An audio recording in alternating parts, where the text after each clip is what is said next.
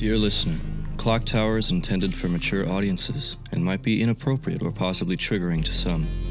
Many of the themes and events in ClockTower are inspired by weird fiction as well as similar concepts, which means the show can get dark. If that isn't something you enjoy, please listen at your own discretion.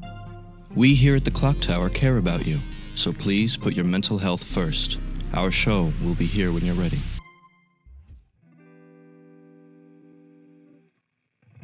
Welcome to Season 2 of ClockTower, a D&D 5e experience.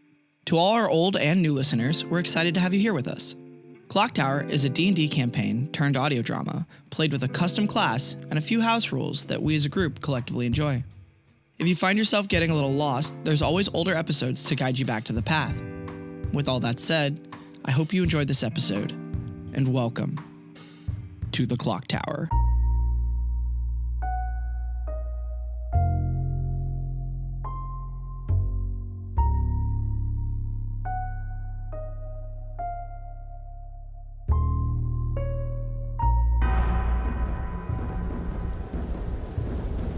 As you all run, as fast and as hard as you can, each footstep sinks into the dirty snow below you.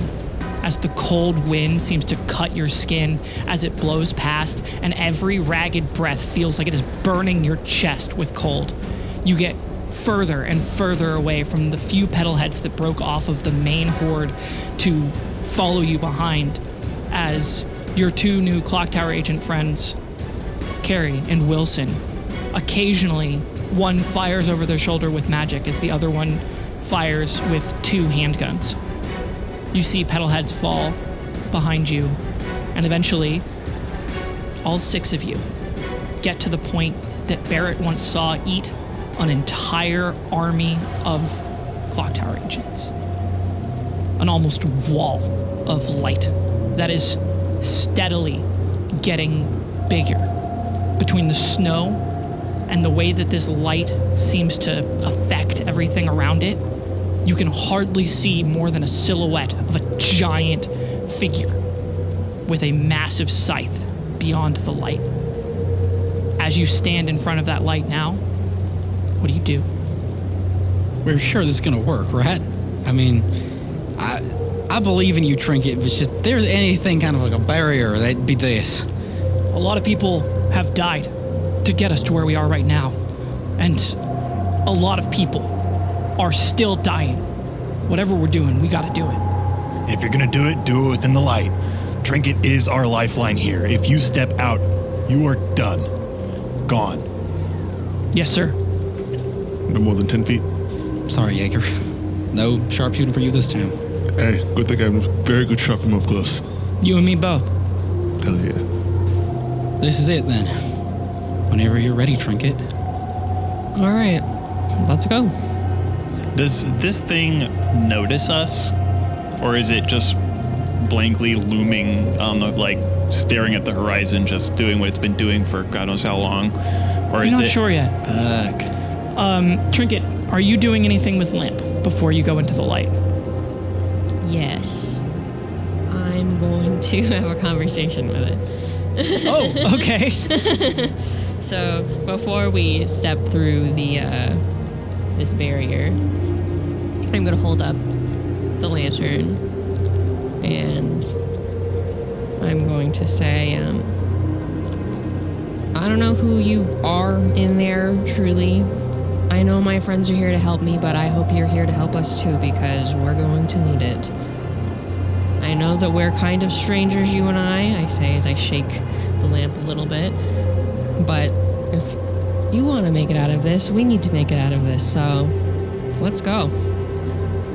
You're not sure if whatever the light of Ulm is inside the lantern hears you asking for help. You don't know if it's truly on your side or if it just wants out, or if it's even conscious in there. But you do get the reassuring feeling from the rest of Lantern that they've got this.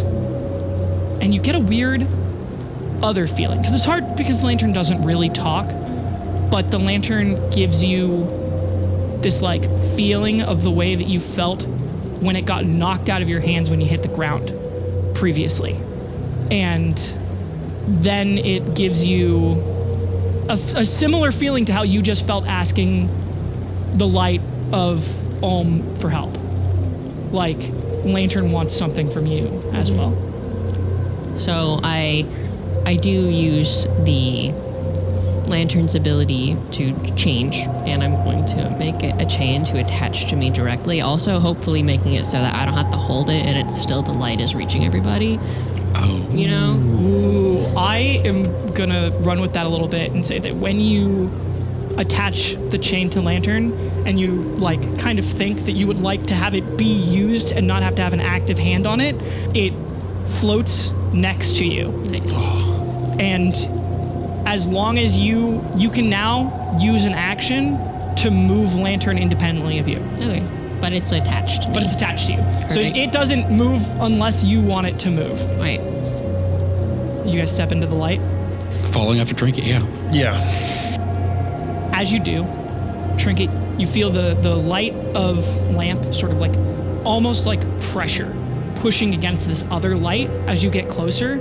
And when you actually have Lamp cross the threshold of that light and sort of break it open, there is a flash, and all of a sudden you are not in the snow anymore. You're not with the rest of your friends. You are in the center of this white void, and at the very edges of the void you see 4 pillars distantly, as if holding in what seems almost like too great a thing to be holding in such a small thing. And it looks like there is this shape of a girl who's like on her knees crying in the center of this white void with like golden fire that makes up what she is.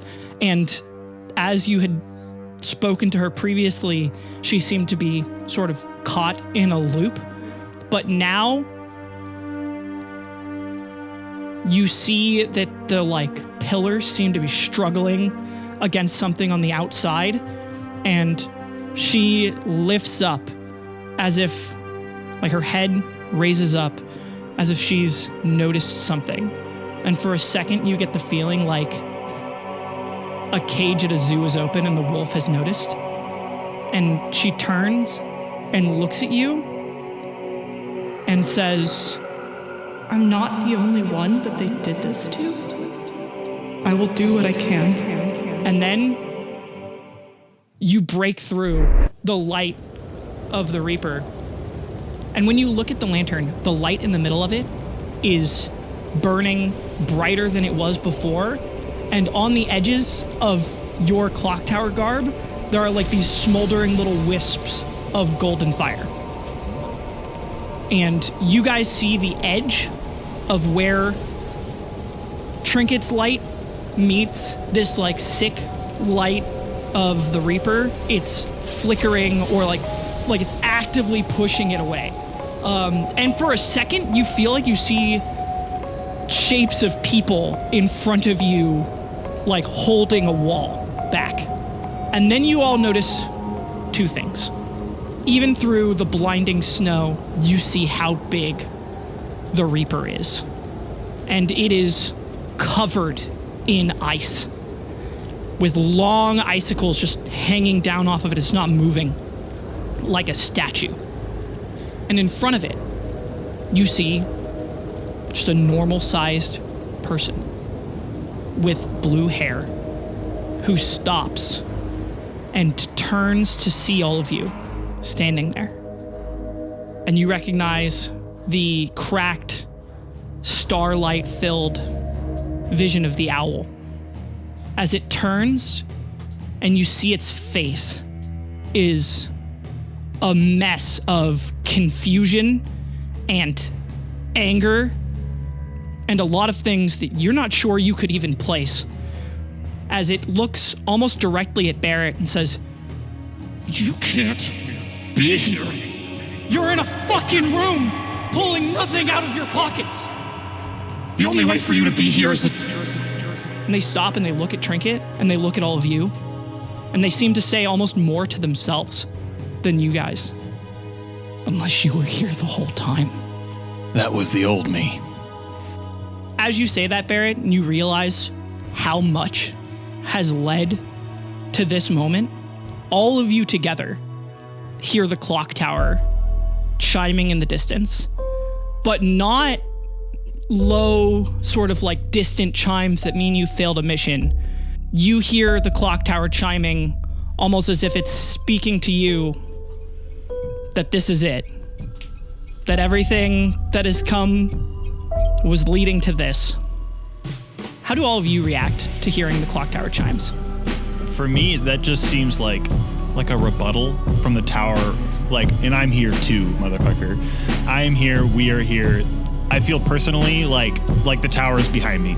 You see his shoulders square up and he gets taller, almost filled by this chime. Sam almost looks up in a kind of reverie, that same feeling that they got when they were looking into the soup, and they look down at the owl with a level of disdain and even a little bit of pity. For Jaeger, it's like a flash of lightning. He's never actually heard the tower before in this context. But if anyone looked at him, they would see his eyes dilate and then flash down to pinpricks, as it looks like he's almost like set it on a target and he's locked onto it now. He can't let it go. Trinket kind of looks up and around as if she's going to see the tower, but obviously not. And she looks straight ahead at the enemies in front of her and thinks, gosh, I sure hope that means something.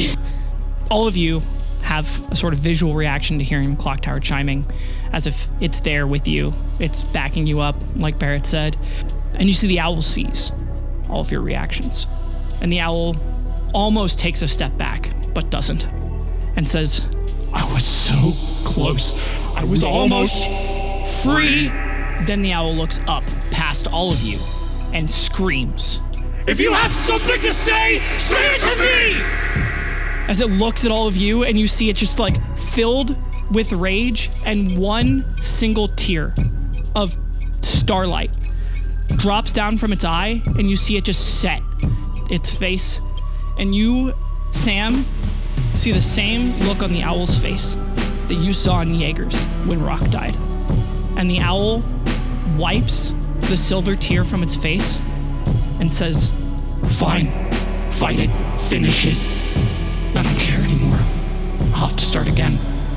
The clock tower has time, and so do I. Before they can say anything else, Jaeger just looks at him and goes, tell Lily I'm coming. We'll see about that.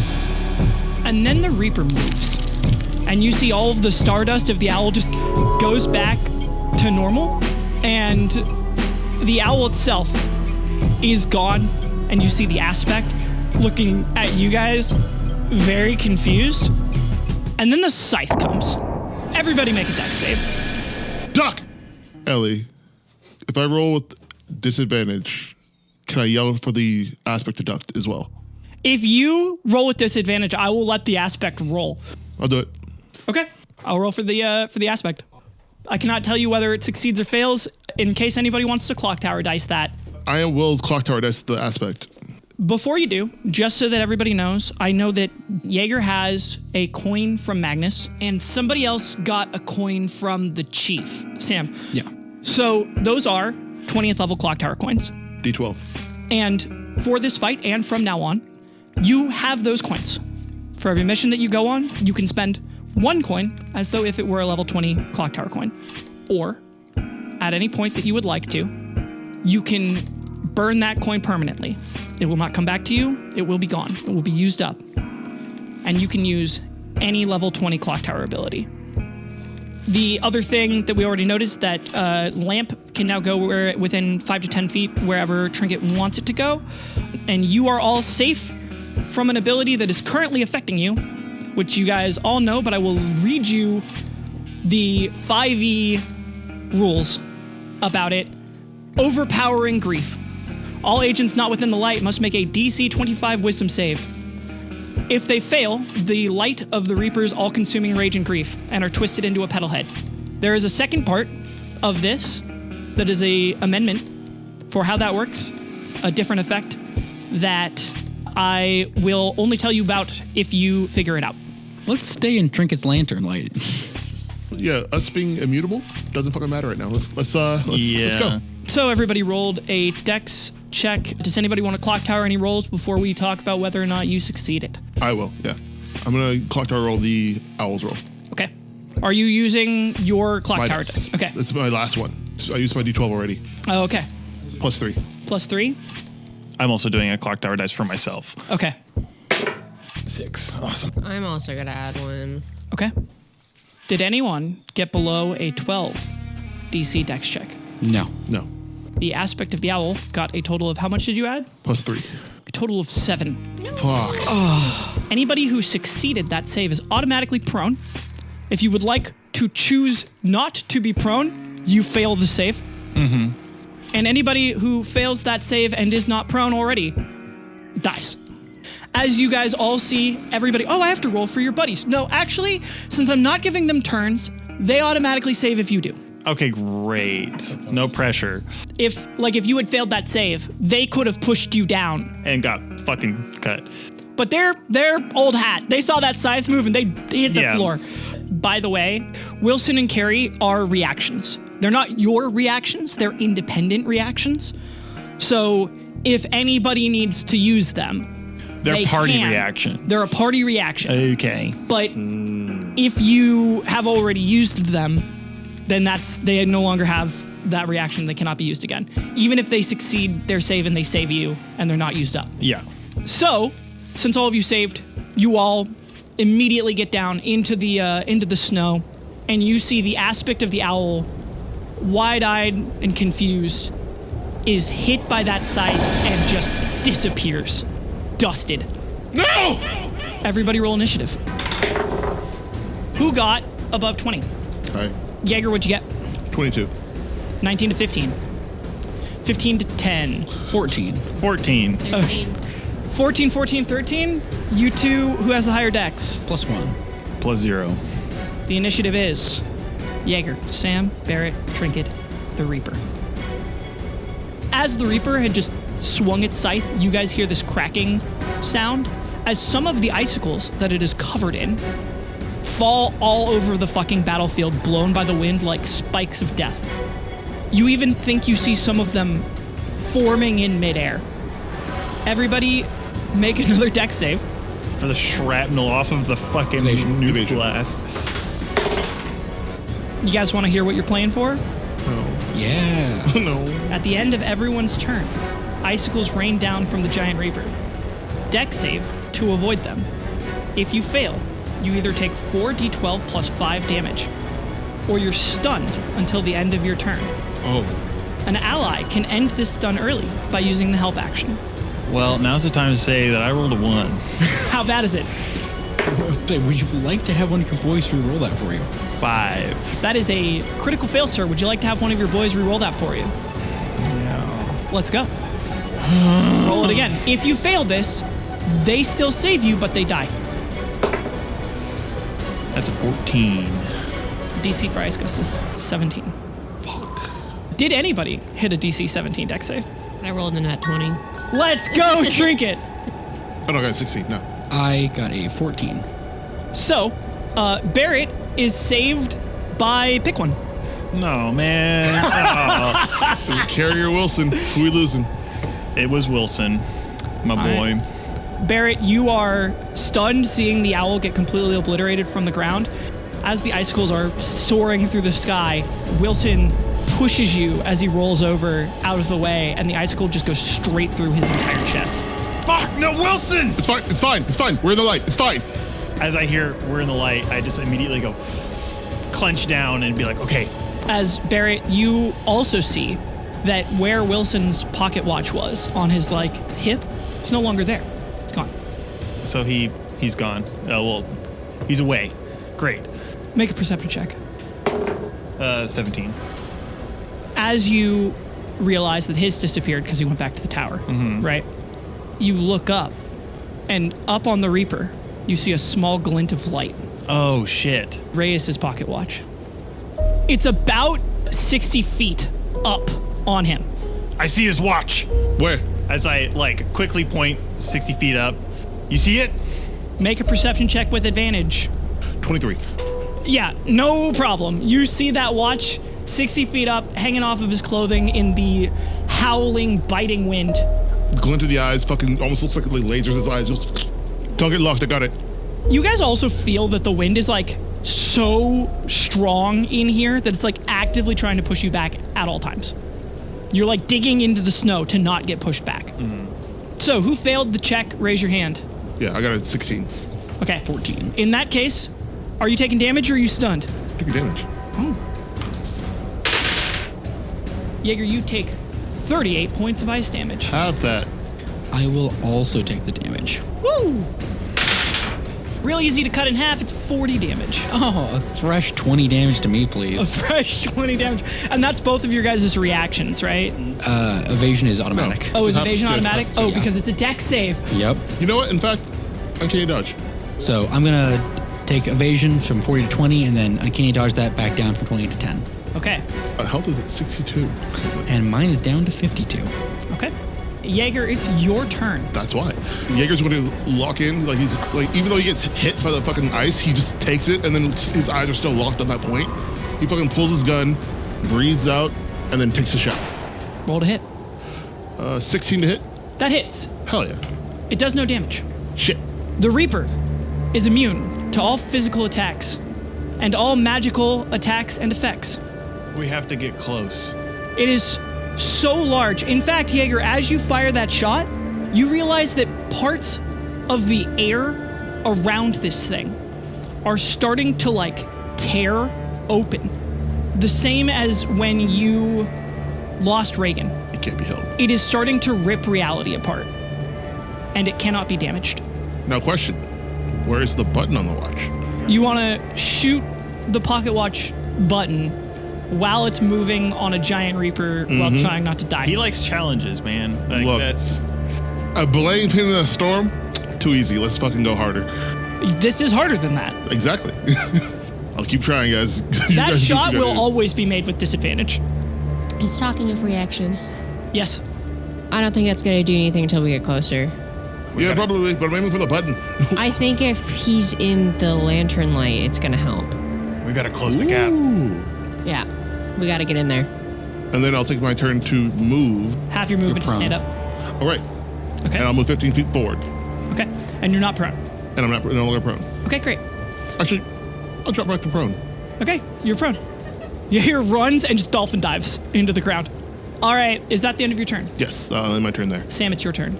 Sam, like, face down in this fucking snow again, shuddering against that ice that's creeping over their skin, kind of looks at the group, says, I can't really see what you're looking at, Jaeger, but if it's up there, I don't know if jumping's a good idea. We can't really stay in the lantern light if we're all jumping unless we do it at the same time. Plus, as much as I would love to levitate one of y'all, but again, it's just a matter of staying in the lantern light. We gotta move quick. This thing's gonna keep swinging at us, and then the ice is gonna keep hurting. So move on. Yeah, then Sam is just gonna stay prone, and Sam's gonna crawl forward 15 feet to be in line with Jaeger. And well within Trinket's light for the audience still. Next is Barrett. Your buddy just died. Yeah, I don't exactly have any ranged abilities, or I have magic that would just fizzle right now, probably. So I guess in this case, I will have to just move along as well. And I'll just stay prone and just army crawl. I do love this, like, oh, being upright is dangerous? Fuck it. Yeah, we just gotta close the gap as best as close as we can. As I keep looking over my shoulder and just making sure Trinket is right there. As soon as I stepped forward, I'm like craning my neck, and that's why I didn't even want to bother getting up and whatever. I'm just gonna army crawl and keep checking over my shoulder. Okay. Trinket, it's your turn. All right, I'm going to, I guess, yeah, so if we're crawling, our movement's halved anyway. Right. So I'm just going to move 15 feet. That's Trinket's turn. It's now the Reaper's turn. The Reaper swings its scythe, and you guys hear the swing as it passes all the way above all of your heads. And then the icicles rain down from the Reaper moving. Everybody make a dex save. I'm going to choose the ClockTower dice then. Okay. You guys can see the Reaper's like silhouetted form, and you can kind of just see its eyes and the inside of its mouth by the light that is burning inside of it, and you see all the like wind and air that comes out the Reaper's like silhouetted form, like air that's somehow even colder than the air around all of you guys. He's just freezing from the inside while looking like he's on fire with the light of the Reaper. All of you fail? I got a 19. Trinket's kicking ass. Can we just like for a moment? He's out here just hell yeah, fucking Trinket. working. I have to survive this. Rolling out of the way and shit. The rest of us, fuck. I have also succeeded by using a clock tower die. Okay. Yeah, Path of the North is getting fucked here. No attacking allowed. Just Buddy. You think you have it Buddy. rough? Cal can't even affect the thing. Yeah. I can't do My shit. spells affect the boss. I can't do shit. Unless it's like level 20. No, you're not even a level 20. No. Dang. So yeah, I'd love to deflect missile, please. You still have a chance. 31 in half is 15. Great. You have to get above a 5 on that damage dice. Yay. Barry, why don't you describe how you take this damage and how you deflect so much of the rest of it? I'm currently on my belly, so guess I'll roll onto my back and pull out both of my axes and just do like a crossing like swipe over my head as I'm about to take this hit.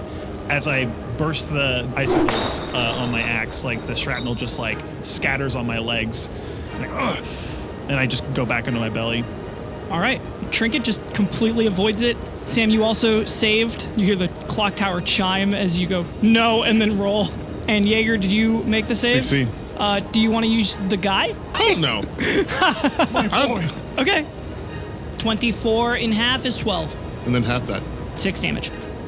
As all of you are crawling through the snow to avoid the scythe and being absolutely bombarded by the ice constantly being flung off of the Reaper and scattering all around, you head towards your goal.